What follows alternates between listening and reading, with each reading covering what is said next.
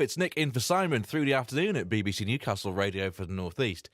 Now, you can't accuse Warren Speed of standing still. He's been a stand-up comedian, a burlesque performer and a film producer and director and actor.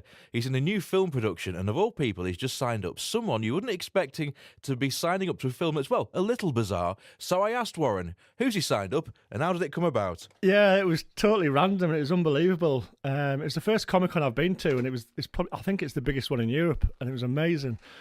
But Joe Pasquale was on the stall behind us. Wow.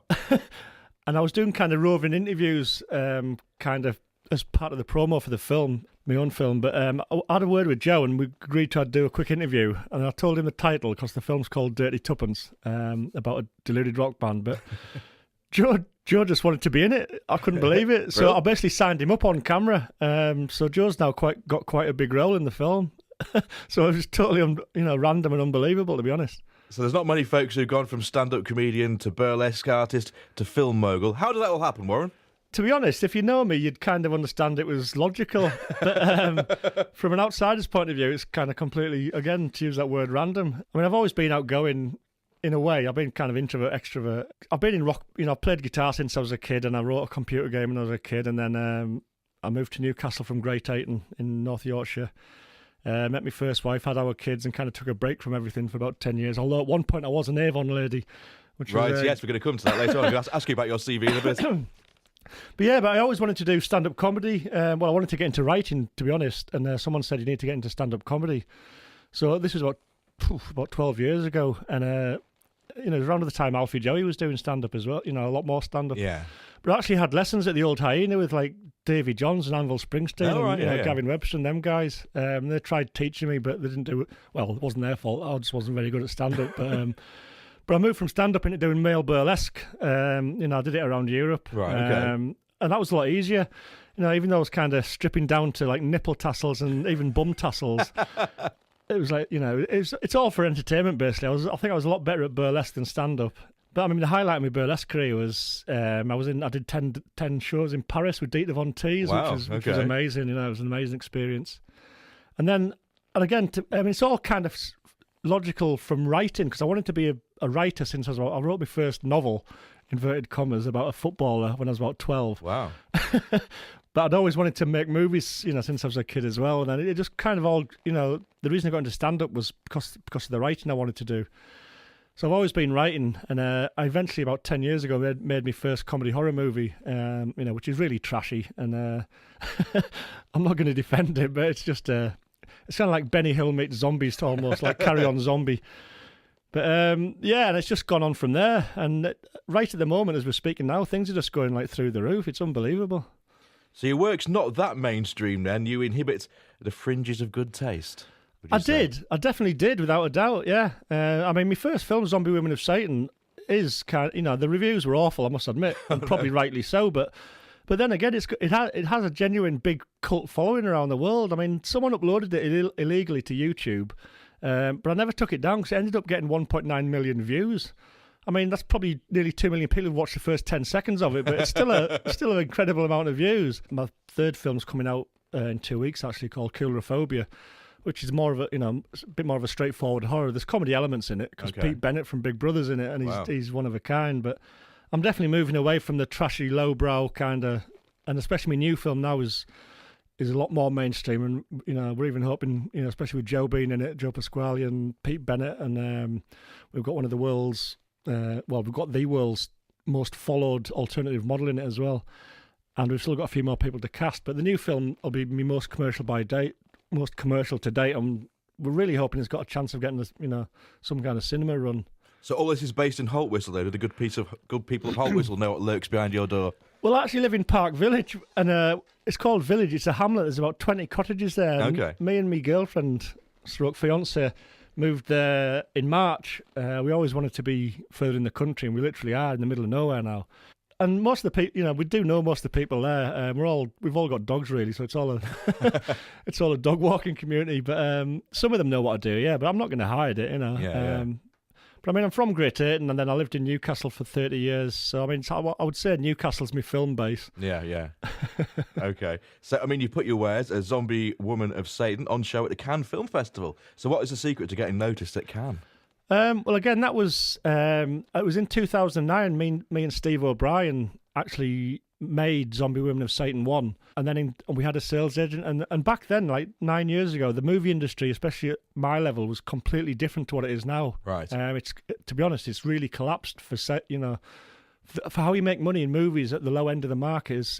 It's harder to make low-budget films these days. Well, it's easy to make them because the equippment's so easy to get hold of, you know. Right. But to make any money, the distribution deals you get these days are absolutely, to be honest, shocking compared to even what they were, 9 years ago. But 9 years ago, we did get the film to Cannes, and there's a picture of me on the beach with some zombie women, and like there's about 20 paparazzi, and it's like the most famous I've ever felt in my life. So your films and the one you're currently crowdfunding feature some ghoulish and gory special effects. What's the secret to a fine special effect? How do you do them on a low budget?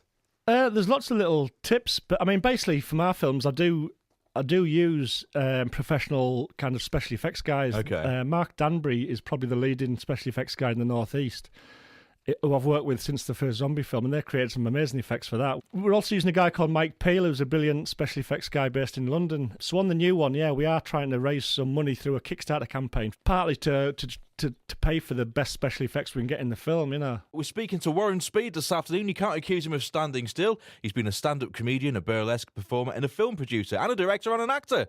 And he's in a new film production. He came along for a chat. Warren is very open about being diagnosed as being bipolar, a fact he sees as a superpower, as he tells us here. I was diagnosed with bipolar about 12 or 13 years ago. I was diagnosed with it, and my wife at the time, Michelle, the mum of my kids, who I'm still good friends with, she was the one who kind of, said, you should get this checked out because I think you might be bipolar. Right.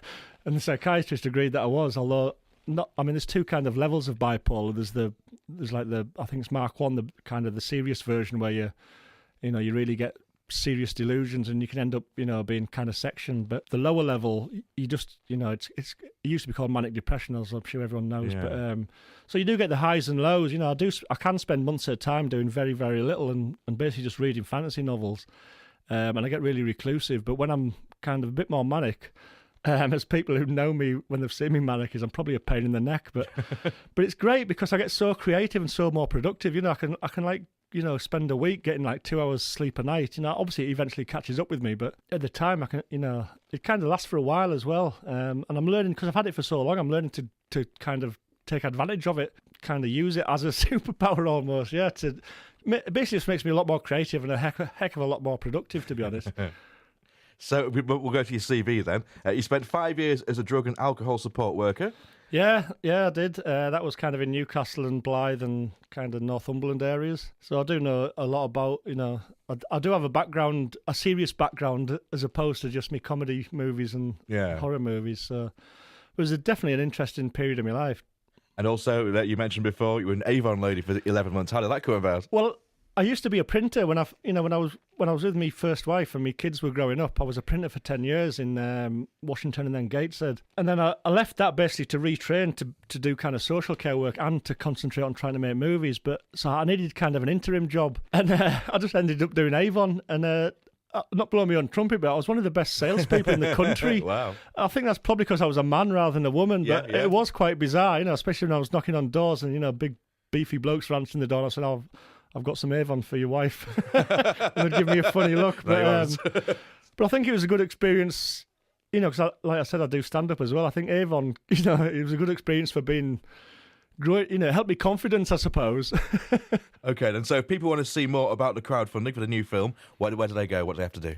Well, like I said, the film's called Dirty Tuppence, and it's about a deluded rock band, and they're a tribute act to a band called Bad Penny. Right. And I actually play the drummer in it, who's actually in a wheelchair. Right, okay. Joe Pasquale is in it, like I said. Pete Bennett, who had Tourette's, who was in Big Brother. I've done a lot of stuff with him, and he's one of a kind. He's absolutely worth watching purely for himself. But we're trying to raise money, like I said, to fund some of the movie, especially increase the special effects. But basically, the best way to find it is just to Google Warren Speed on Facebook. But I'd love people to check it out, even if you don't pledge any money. And you don't.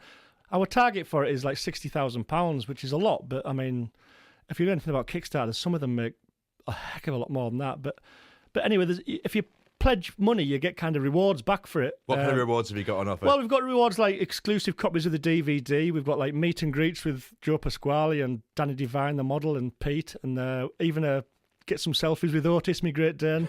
There's even perks to be in the film, you know. I mean, there's about 30 different rewards kind of you can get. And you only actually have to give your money if we actually hit our targets. It runs basically through the entire month of November. Right, okay. So it's basically finishes on December the 1st. So it's just started. Warren Speed, and if you're looking for Warren on his Kickstarter page, some of the content is adult in its themes.